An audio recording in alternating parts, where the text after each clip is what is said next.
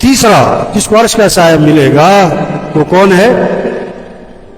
وہ مسلمان جس کا دل مسجد میں اٹکا رہتا ہے. مسجد اللہ کا گھر ہے، اللہ سے تعلق ہوگا، اللہ کے گھر سے بھی تعلق ہوگا. جس سے محبت ہوتی ہے اس کے گھر سے بھی محبت ہوتی ہے.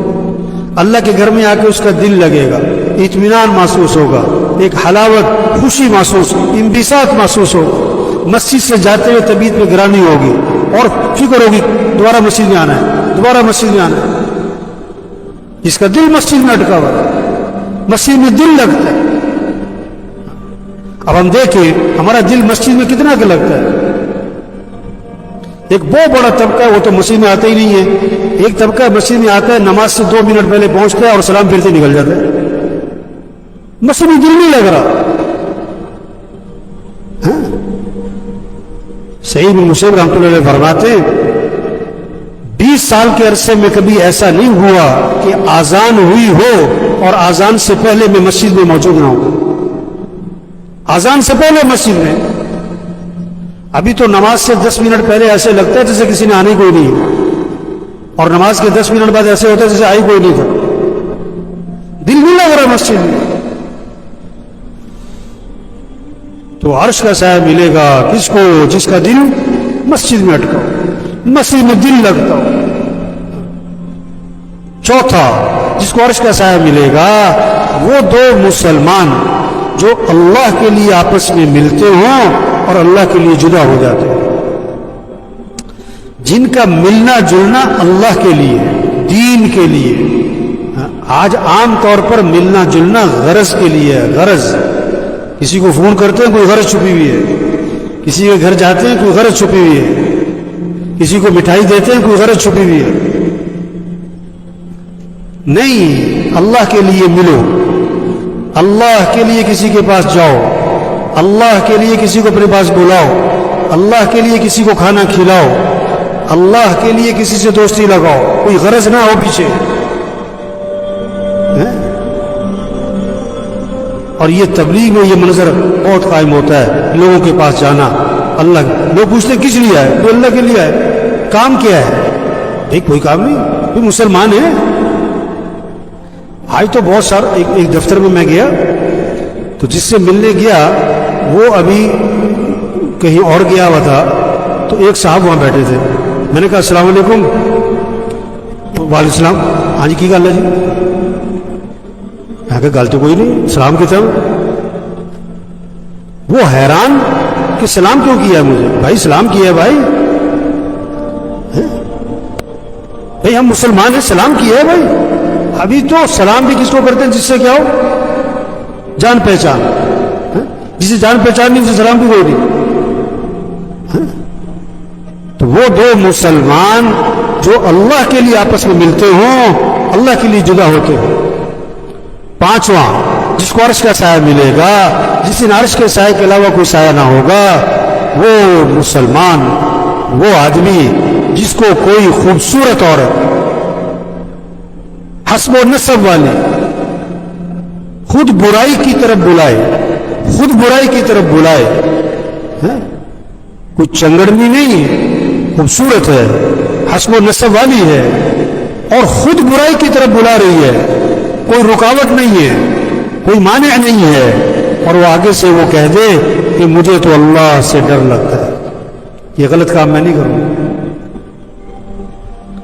وہ مسلمان جس کو کوئی حسب و نسب والی خوبصورت عورت خود برائی کی طرف بلائے اور آگے سے وہ کیا کہہ دے؟ مجھے تو اللہ سے، اللہ کے سامنے جانا ہے، اللہ کے سامنے پیش ہونا ہے، یہ میں غلط کام نہیں کروں. اتنا ایمان کامل ہوگا تو پھر آدمی برائی سے بچے گا. چھٹا وہ مسلمان جو دائیں ہاتھ سے صدقہ کرے اور بائیں کو بھی خبر نہ ہو، کسی کو پتہ نہ لگنے دے. ٹھیک ہے، زکوٰۃ کہتے ہیں کھلم کھلا دو. جیسے نماز، فرض نماز مسجد میں پڑھو، نوافل گھر میں پڑھو. فرض نماز مسجد میں پڑھو تاکہ سب کو ایک دعوت ہو، ایک پیغام ہو کہ نماز پڑھنی چاہیے، نماز مسجد میں پڑھنی چاہیے. گھر میں نہیں، نماز مسجد میں پڑھنی چاہیے. فرض نماز مسجد میں پڑھے.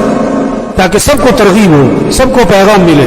جو مسجد میں نہیں آتے نا نماز پڑھنے, یہ لوگوں کو کیا ترغیب دے رہے ہیں کہ نماز پڑھنا کوئی ضروری نہیں.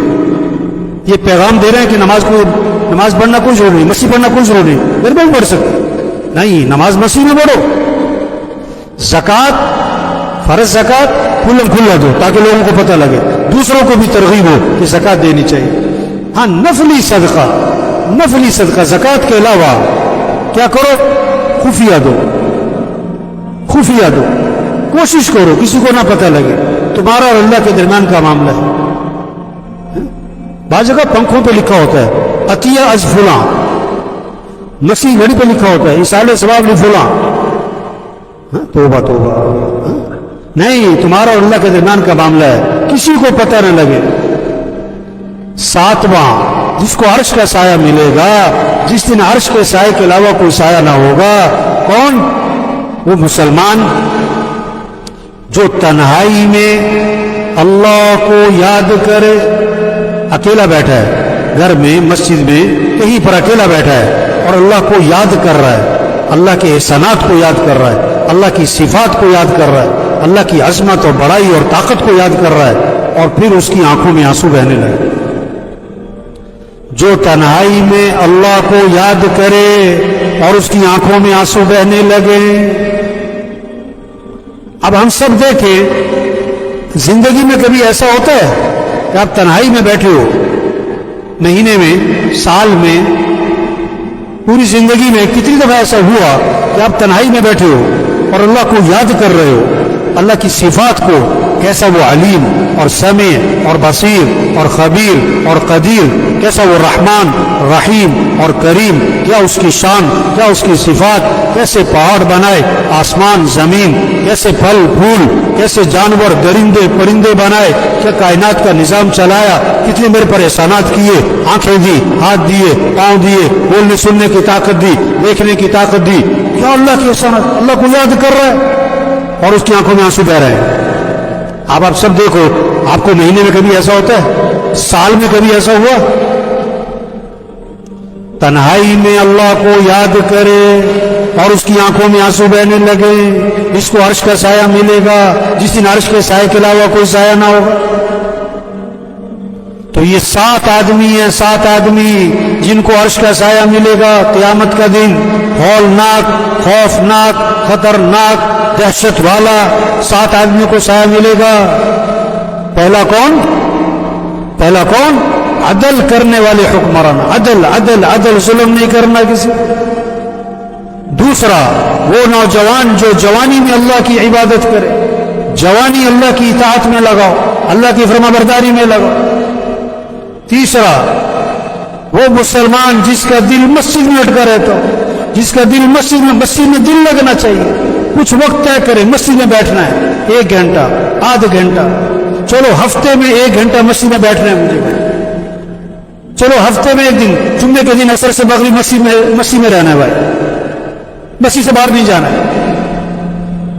سارے دنوں کا سردار جمعہ ہے اور جمعے کے دن کا سب سے بہترین وقت عصر سے مغرب ہے, مسجد میں گزارو. چلو کبھی تو گزارو. وہ مسلمان جس کا دل مسجد میں اٹکا رہتا ہو. چوتھے وہ 2 مسلمان جو اللہ کے لیے آپس میں ملتے ہوں, اللہ کے لیے جدا ہوتے ہیں. آپ دیکھو آپ کے دوستوں میں کوئی ایسے دوست ہیں کہ جن سے ملنا جلنا صرف اللہ کے لیے, کوئی غرض, کوئی دکان, کوئی دفتر, کوئی کاروبار, کوئی سفارش, کوئی لین دین نہیں, کچھ نہیں ہے, صرف اللہ کے لیے ملنا ہے. ایسے کوئی دوست ہو جن سے ملنا صرف اللہ کے لیے ہو. 5ویں وہ مسلمان جس کو کوئی خوبصورت عورت اور حسب و نسب والی برائی کی طرف بلائے اور کوئی رکاوٹ نہ ہو اور آگے سے وہ یہ کہہ دے مجھے تو اللہ سے ڈر لگتا ہے, میں یہ غلط کام نہیں کرتا. 6واں وہ مسلمان جو دائیں ہاتھ سے صدقہ کرے اور بائیں کو بھی خبر نہ ہو. اور 7واں وہ آدمی جو تنہائی میں اللہ کو یاد کرے اور اس کی آنکھوں میں آنسو بہنے لگے.